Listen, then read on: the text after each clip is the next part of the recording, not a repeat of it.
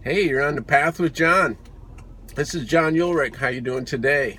I help network marketers and people in recovery to create success-filled lives and businesses. So my question today is, what do you do if you're uncomfortable doing an unfamiliar thing?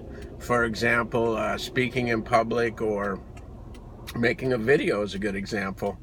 Well, the answer is that you act as if, or you fake it until you make it. These are a couple of homilies that encourage you to have the confidence to try unfamiliar things. Where people get tripped up on this is that they fail to act. It doesn't say pretend as if, it says act as if. So you want to act in a manner that will help you achieve your goal. For example, if you want to be an excellent presenter, then you have to do what excellent presenters do. They present, and they present over and over every opportunity. You absolutely have to take action. You put forth the effort to learn the skills. You have to risk your ego, and you even have to do these things when you have doubts. Do whatever it takes and do it as often as it takes. Set aside your fear and your personal doubt, and remember too that acting as if is not dishonest. I hear people quite often when I talk about this topic, they'll say, well, isn't that dishonest? You're pretending that you're something that you're not. And that's not really the case. We're not pretending anything. We're acting as if we're already accomplished at the task that we're doing. We're doing the things that the people who are skilled in these do, and that's how we learn them. So, it's not any different than learning how to swing a baseball bat. If you have a batting coach, he's going to show you how to swing like, someone that does a good job of swinging a baseball bat. And you're going to practice that until you can do it as well as somebody that's good at swinging a baseball bat. It's not a big deal. So you're not going to make promises that you can't deliver, and you're not making any deceitful claims or anything like that. So you just, again, the big deal is you're acting as if you were already accomplished in the task.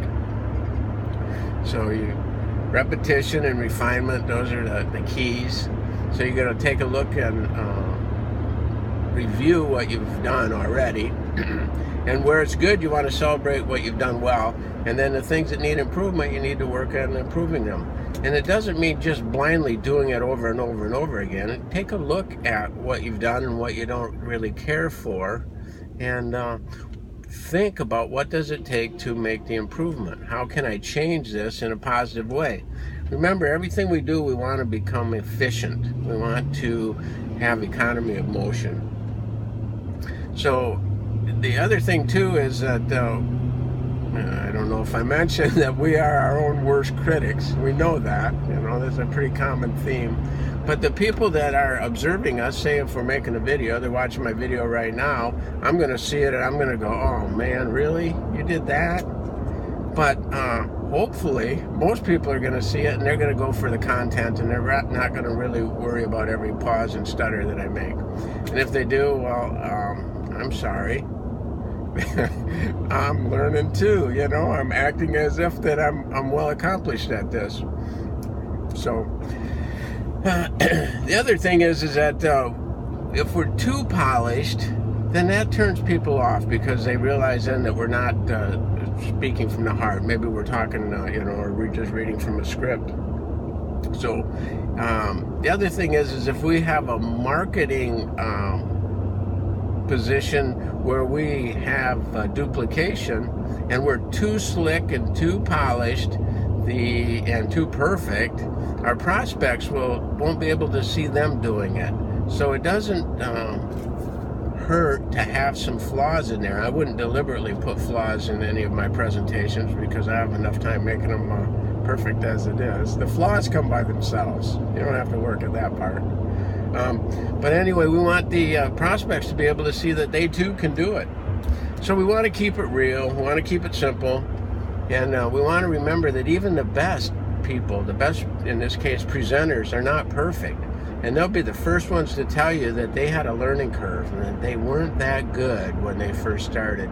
Jim Rohn has a good story about that, how he was he's given a talk, and he thought, I'm going to get away from the podium today. And he took a few steps away from the podium, and then he thought, how do I get back? And those are the kinds of things that go through a person's mind. And it's so simple, and we want to make it fun.